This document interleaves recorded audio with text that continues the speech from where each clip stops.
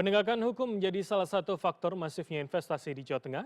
Gubernur Jawa Tengah Ahmad Lutfi menyatakan perizinan investasi yang masuk ke Jawa Tengah akan dipermudah. Dan berikut perbincangan Gubernur Jawa Tengah dengan anchor CNN Indonesia Tiffany Raitama yang membahas terkait dengan strategi pendanaan non-APBD, percepatan investasi, hingga penguatan ekosistem industri hijau.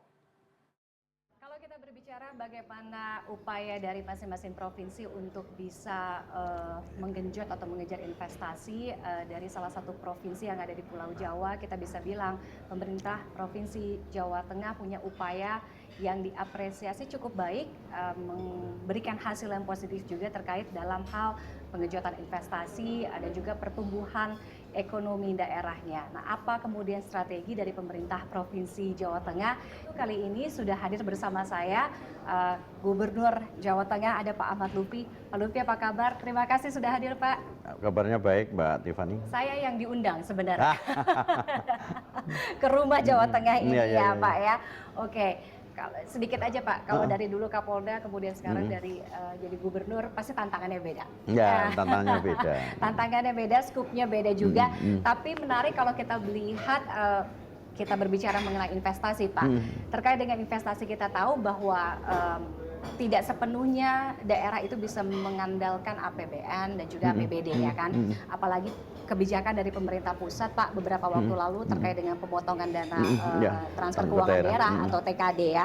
Nah, apa kemudian strategi yang dilakukan oleh pemerintah Provinsi Jawa Tengah Pak untuk mensiasati pertumbuhan ekonomi tetap berjalan, strategis, kemudian mandiri dan lain sebagainya? Baik, terima kasih Mbak Tiffany sama pemirsa CNN bahwa untuk ini tidak mensiasati, artinya adanya transfer daerah, kemudian dana bagi hasil, ini tidak terpengaruh kepada program-program yang memang sudah dijabarkan. Dari penjabaran dari RPJM nasional itu memang sudah kita jabarkan menjadi RPJMD provinsi maupun kabupaten kota bahkan di tingkat desa. Artinya program-program ini tetap kita jalankan, cuman dengan prioritas khusus. Jadi saya dengan para bupati sudah rapat terkait dengan efisiensi ini untuk agar program-program yang menjadi prioritas ini tidak boleh terganggu. Program apa itu? Yaitu satu, program yang harus bersentuhan langsung dengan masyarakat.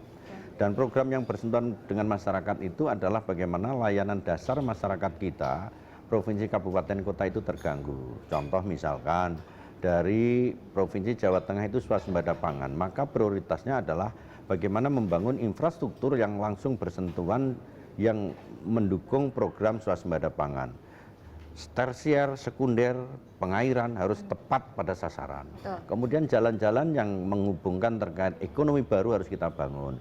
Kemudian untuk sekolah, layanan dasar sekolah, maka infrastruktur sekolah harus kita perbaiki. Kesehatan juga sama, kesehatan harus langsung bersentuhan dengan masyarakat yang berbasis desa. Termasuk perumahan, perumahan juga sama. Kita sudah membangun 17.000 bagaimana rumah layak huni 1 KK 1 RW harus kita lakukan. Jadi layanan-layanan dasar ini tidak boleh terganggu karena itu adalah mengandung hajat hidup kepentingan masyarakat yang langsung bersentuhan masyarakat. Nah, kerja-kerja ini tidak boleh dilakukan oleh salah satu pihak dalam hal ini provinsi. Betul. Maka kita gandeng kepada 35 kabupaten untuk ikut serta. Sehingga dalam tarikan napas suatu kebijakan dari tingkat pusat, provinsi, kabupaten kota, bahkan di tingkat desa. Sehingga terkait dengan bagaimana mengaktifkan itu yang kita lakukan. Demikian, Mbak. Oke, jadi ada keterlibatan dan juga ada kolaborasi ya dari semua yang terlibat di Provinsi Jawa Tengah itu sendiri. Nah, kalau kita berbicara mengenai investasi, Pak, investasi itu kan kita bisa bilang adalah indikator, salah satu indikator penting untuk pertumbuhan perekonomian di satu daerah. Begitu juga pastinya di Provinsi Jawa Tengah. Nah, terkait dengan investasi, bagaimana kemudian upaya dari Pemprov Jawa Tengah, Pak Gubernur, untuk menggenjot atau meningkatkan investasi? Di Jawa Tengah sendiri itu paling besar apa ya Pak investasinya, Pak? Ya. Jadi begini, untuk investasi memang kita tidak boleh mengandalkan APBD maupun PAD. Ya. Kita itu menggunakan APBD, PAD, provinsi, kabupaten, kota itu 11,9% sampai 15%. Sisanya 85% itu investasi. Untuk mengetatkan itu satu, PAD itu kita dapatkan bagaimana BUMD kita itu bisa sehat. kemudian sehatnya BUMD itu kita ketergantungan bagaimana di 17 BUMD kita itu harus mempunyai laba atau mempunyai nilai tambah. Contoh misalkan Provinsi Jawa Tengah kemarin targetnya adalah 700 miliar, harus bisa di atas 800 miliar gitu misalnya. Kemudian kabupaten kota juga sama. Begitu BUMD itu sehat, kemudian blood rumah sakit juga harus sehat sehingga dia bisa memberikan jaminan kesehatan. Setelah itu apa? Yaitu investasi itu sendiri. Kemudian investasi di Jawa Tengah kita genjot ini untuk menjadi landasan daripada dasar ekonomi di provinsi. Investasinya apa? Investasi yang datangnya dari luar, dari dalam maupun dari regional itu sendiri. Karena di Jawa Tengah, Mbak, bahwa Jawa Tengah ini salah satu provinsi yang dari segi perizinannya sita permudah. Jadi syarat investasi itu sehat adalah perizinannya mudah, sangat mudah sekali. Di kawasan industri yang jumlahnya 8 zona, ini semua perizinan one gate system yang diterapkan di masing-masing ONS. Kemudian PMA kalau izinnya di Jakarta kita kawal sehingga mereka bisa gampang. Kemudian yang kedua adalah jaminan keamanan ketertiban, karena salah satu syarat suatu investasi adalah kepastian hukum itu sendiri.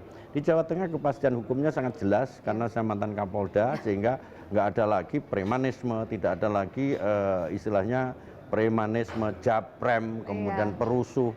Itu semua saya tanggung jawab dan itu sudah kita lakukan kolaborasi dengan instansi vertikal yaitu via Koda maupun Polda. Dan yang tidak kalah pentingnya, investasi di Jawa Tengah saya dijadikan role model adalah padat karya, Mbak. Jadi padat karya ini suatu investasi yang karyawannya banyak. Jadi modalnya sedikit tidak apa-apa, tapi karyanya banyak. Dengan harapan pengangguran terbuka bisa kita reduksi. Dengan cara kita siapkanlah sekolah-sekolah vokasi, kita siapkan BLK, kita siapkan politeknik di tempat kita gandeng insan kampus dan para rektor, sehingga secara tidak langsung kesempatan kerja bagi adik-adik mahasiswa pelajar mereka siap pakai. Karena sudah disesuaikan dengan company atau investasi di mana itu pabrik itu berada. Termasuk BLK, masyarakat harus kita didik untuk masuk ke BLK. BLK di tempat kita itu hampir 200-300 banyak di masing-masing kabupaten kota. Dan BLK kita itu tidak hanya sekedar kursus. Saya tidak pengen BLK di wilayah kita ini hanya tambal butuh kalau orang Jawa bilang. Yang penting ada. Tetapi BLK kita harus kita siapkan untuk menyiapkan investasi di sana. Kalau dia pabrik garment, maka BLK kita siapkan anak-anak didik kita yang mau investasi kerja harus kita siapkan masuk BLK terkait dengan garment di wilayah kita dan lain sebagainya. Itu metode yang kita lakukan. Yang paling penting itu tadi soal hukum, ini enaknya karena gubernurnya adalah mantan Kapolda, jadi nggak boleh ada yang main-main gitu ya, Pak. Soal hukum udah pasti itu ya. Dan saya tanggung jawab. Tanggung jawab gubernurnya. Tadi juga menarik kalau Pak Lutfi sampaikan soal luar, karena baru-baru ini saya juga sempat baca ada komitmen investasi dari Malaysia salah satunya ya Pak, 6,9 triliun ya, untuk Jawa Tengah, untuk sektor solar panel atau energi terbarukan ya. Nah, kalau di Jawa Tengah sendiri sudah berapa banyak pelaku usaha Pak yang sampai dengan sekarang yang berinvestasi Pak? Di Jawa Tengah investasi kita sudah hampir 66,9 triliun. 66,9 triliun di wilayah kita untuk akhir Desember ini. Artinya 66 triliun ini masih bisa berkembang karena dari China, Provinsi Fujian kemarin 55,5 triliun akan ke sini. Tambah lagi Malaysia 6,9 triliun. Jadi memang di Provinsi Jawa Tengah adalah provinsi yang masih muda lah ya.